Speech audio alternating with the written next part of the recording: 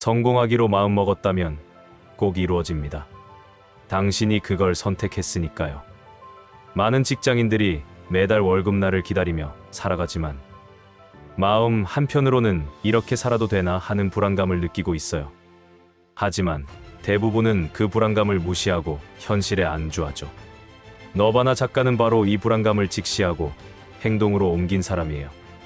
그의 이야기를 통해 여러분도 인생의 전환점을 만들 수 있을 거예요. 아담 제이 잭슨의 책에 나오는 스크루지, 각성법은 크리스마스 캐롤의 주인공 스크루지가 과거, 현재, 미래의 유령을 만나 자신의 삶을 돌아보고 변화하게 되는 과정에서 착안한 방법이에요. 너바나 작가는 이 방법을 통해 자신의 삶을 객관적으로 바라보고 강력한 변화의 동기를 얻었다고 해요. 첫 번째 단계는 과거를 돌아보는 거예요. 2005년 대기업에 입사했을 때의 꿈과 희망을 떠올려 보세요. TV 드라마 속 주인공들처럼 멋진 차를 타고 좋은 집에서 살며 여유로운 삶을 살 거라고 믿었죠. 회사에 충성하면 회사도 나를 부자로 만들어줄 거라는 순진한 기대가 있었어요. 하지만 현실은 어땠나요? 두 번째 단계는 현재를 직시하는 거예요. 몇 년이 지났지만 통장 잔고는 여전히 텅 비어 있고 월급날만 손꼽아 기다리는 신세예요.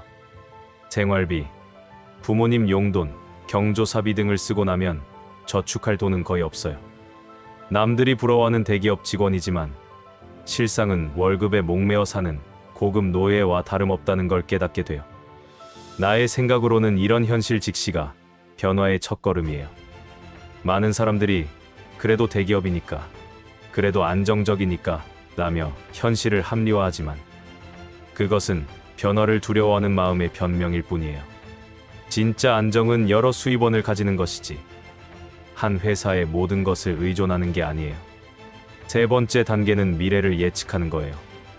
10년, 20년 선배들의 모습을 보면 나의 미래가 보여요. 그들도 한때는 꿈과 희망이 가득했지만 지금은 월급에 의존해 살아가는 평범한 중년이 되었어요.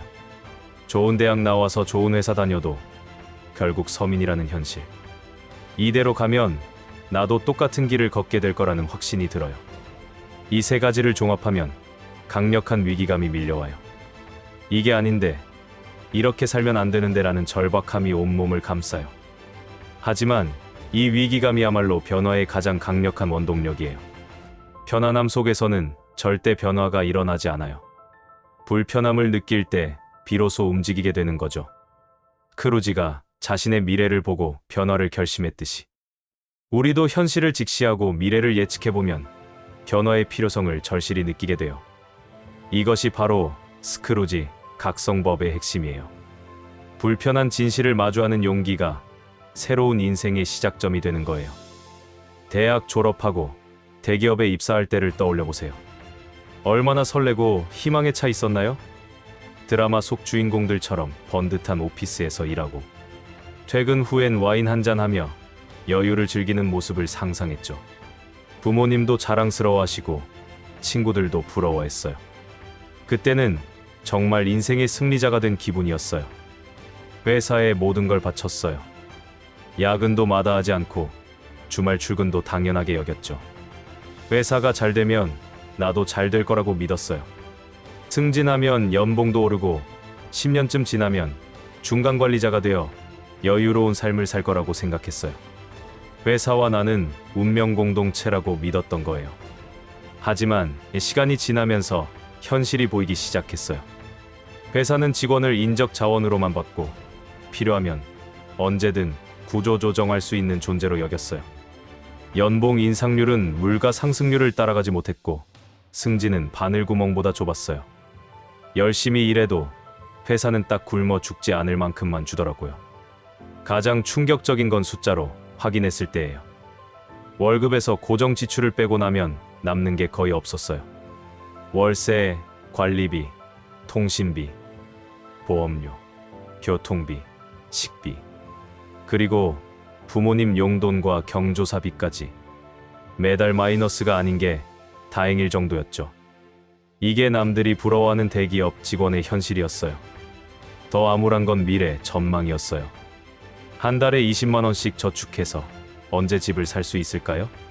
서울 아파트 평균가가 10억이라면 5억을 모으는 데만 2,500개월, 즉 208년이 걸려요. 물가 상승과 집값 상승을 고려하면 사실상 불가능한 일이죠. 이게 바로 월급만으로는 절대 부자가 될 수 없다는 냉혹한 현실이에요. 회사는 직원이 딱 생존할 수 있을 만큼만 줘요. 너무 적게 주면 이직하고 너무 많이 주면 회사를 떠날 수 있으니까요. 절묘하게 희망 고문 수준의 월급을 주는 거예요. 조금만 더 버티면 승진할 텐데 보너스 받으면 나아질 거야 라는 희망을 풍기하면서 말이죠. 이런 현실을 깨닫고 난이 허탈했어요. 그동안 뭘 위해 그렇게 열심히 일했나 싶었죠. 하지만 동시에 해방감도 느꼈어요. 이제 더 이상 회사에만 의존하지 않아도 된다는 것, 다른 길을 찾을 수 있다는 것을 알게 되었으니까요. 위기가 곧 기회라는 말이 실감났어요. 회사에서 10년, 20년 선배들을 보면 미래의 내 모습이 보여요. 그들도 한때는 나처럼 꿈과 희망이 가득했겠죠. 명문대 출신의 스펙도 화려했을 거예요. 하지만 지금의 그들은 어떤가요? 여전히 월급날만 기다리며 은퇴 후를 걱정하는 평범한 중년이 되어 있었어요. 40대 과장님은 아직도 전세살이를 하고 있었어요. 아이들 학원비 때문에 허리띠를 졸라매고 차는 10년 된 중고차를 타고 다녔죠. 명절 때 고향에 내려가는 것도 부담스러워했어요. 대기업 과장이면 남들이 부러워할 만한데 실상은 빚 없이 사는 게 다행일 정도였어요. 50대 부장님은 더 심각했어요. 은퇴가 코앞인데 노후 준비가 제대로 안 되어 있었죠. 퇴직금으로 치킨집이나 할까 고민하시는 모습이 안타까웠어요. 평생 회사를 위해 일했는데 회사는 그에게 안정적인 노후를 보장해주지 않았어요. 그저 수고했어요 라는 말과 함께 퇴직금만 쥐어주고 내보낼 뿐이죠. 가장 충격적인 건 임원이 된 선배의 이야기였어요. 모두가 부러워하는 임원이 되었지만 그 자리를 유지하기 위한 스트레스로 건강을 잃었대요. 연봉은 높아졌지만 병원비로 다 나가고 가족과 보내는 시간은 더 줄어들었다고 해요. 돈은 있지만 시간과 건강이 없는 삶, 그게 정말 성공한 삶일까요? 선배들의 공통점은 월급에만 의존했다는 거예요. 다른 수입원을 만들 생각을 하지 않았거나 시도했다가 포기했어요. 회사 일도 바쁜데 언제 다른 걸 해라는 핑계로 현실에 안주했죠. 하지만 회사는 그들의 충성에 보답하지 않았어요. 구조조정, 명예퇴직, 임금 피크제.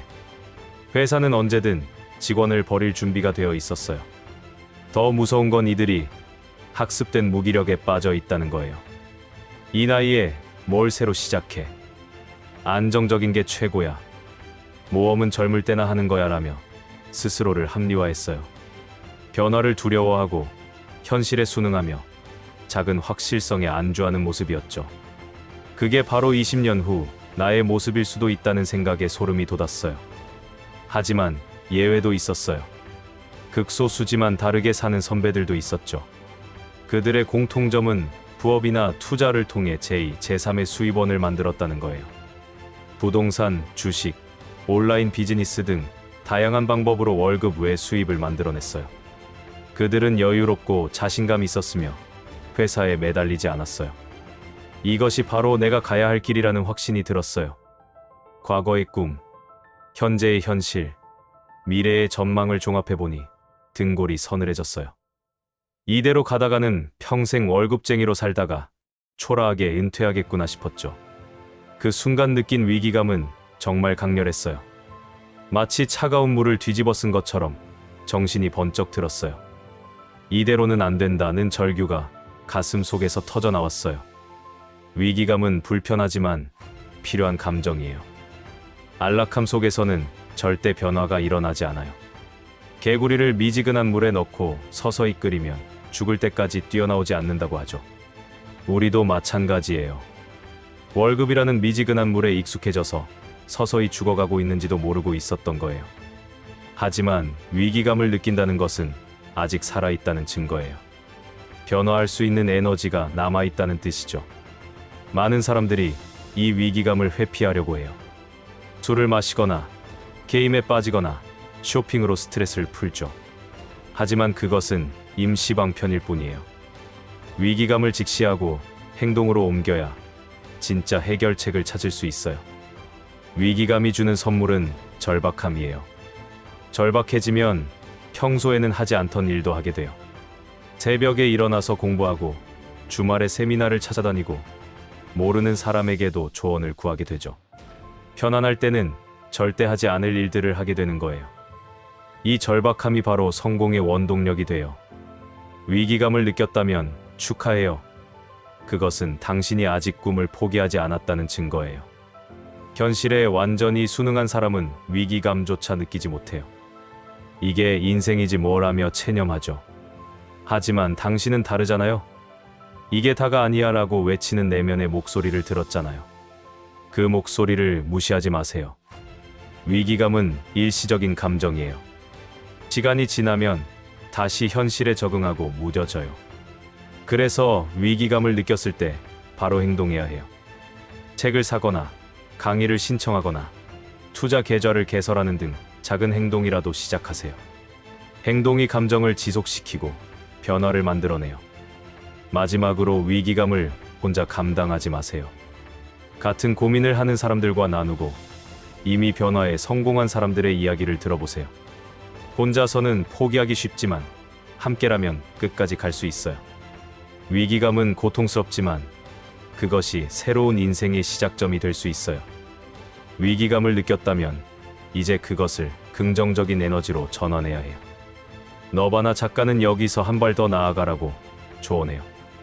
과거, 현재, 미래를 보는 것에서 그치지 말고 내가 간절히 바라는 미래의 모습을 구체적으로 그려보라는 거예요. 막연한 두려움을 구체적인 목표와 설렘으로 바꾸는 작업이죠. 먼저 이상적인 하루를 상상해 보세요. 경제적 자유를 얻은 당신은 어떤 하루를 보낼까요? 알람 없이 자연스럽게 일어나고 여유롭게 운동하고 좋아하는 일을 하며 사랑하는 사람들과 시간을 보내는 모습. 더 이상 월급날을 기다리지 않고 통장 잔고를 걱정하지 않는 삶. 그런 삶이 정말 가능할까요? 네, 가능해요. 구체적인 숫자로 목표를 세우세요. 부자가 되고 싶다가 아니라 5년 안에 월 1,000만 원의 패시브 인컴을 만든다처럼요. 부동산 임대 수익 500만 원, 배당 수익 300만 원, 온라인 비즈니스 200만 원. 이런 식으로 세분화하면 더 현실적이 돼요. 막연한 꿈이 아니라 달성 가능한 목표가 되는 거죠. 롤모델을 찾는 것도 중요해요. 평범한 직장인에서 시작해 경제적 자유를 이룬 사람들의 이야기를 찾아보세요. 그들도 처음엔 당신과 같았어요. 월급쟁이였고 미래가 불안했고 어디서부터 시작해야 할지 몰랐죠.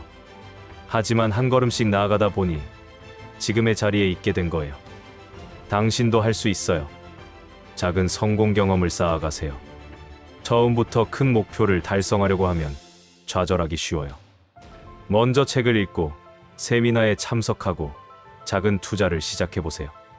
첫 월세 수익이 들어왔을 때의 기쁨, 첫 배당금을 받았을 때의 설렘을 경험하면 더 큰 동기부여가 돼요. 시간을 다르게 사용하기 시작하세요. 퇴근 후 TV 보는 시간, 주말에 늦잠 자는 시간을 투자 공부와 실행에 사용하세요. 처음엔 힘들겠지만 이것이 미래를 바꾸는 투자예요. 남들이 쉴 때 당신은 미래를 만들어가는 거예요. 1년 후, 3년 후, 5년 후의 차이는 상상을 초월할 거예요. 마지막으로 포기하지 마세요. 변화의 과정은 쉽지 않아요. 실패도 하고 좌절도 하고 포기하고 싶을 때도 있을 거예요. 하지만 그때마다 처음 느꼈던 위기감을 떠올리세요. 그리고 꿈꾸는 미래의 모습을 상상하세요. 그 간극을 메우는 것이 바로 당신이 지금 하고 있는 일이에요. 계속 가세요. 너바나 작가가 선택한 길은 부동산이었어요. 왜 부동산일까요? 첫째, 안정적인 월세 수익을 얻을 수 있어요. 둘째, 시간이 지날수록 가치가 상승하는 자산이에요. 셋째, 레버리지를 활용할 수 있어요. 넷째, 한번 시스템을 만들면 반복 가능해요. 이런 장점들 때문에 많은 사람들이 부동산을 통해 경제적 자유를 달성했어요. 하지만 부동산은 돈이 많아야 하는 거 아니야? 라고 생각하실 수 있어요. 맞아요. 예전에는 그랬어요. 하지만 지금은 다양한 방법이 있어요. 갭 투자, 경매, 지분 투자, 리츠, 부동산 크라우드 펀딩 등 소액으로도 시작할 수 있는 방법들이 많아졌어요. 중요한 건 시작하는 거예요. 첫 번째 단계는 공부예요. 부동산 관련 책을 읽고 유튜브를 보고 카페에 가입해서 정보를 얻으세요. 기초 용어부터 시작해서 시장 분석, 수익률 계산, 대출 활용법 등을 차근차근 배워가세요. 지식이 쌓일수록 기회가 보이기 시작할 거예요. 무지가 가장 큰 리스크예요. 두 번째는 현장 답사예요. 책상에서만 공부하지 말고 직접 발로 뛰어보세요.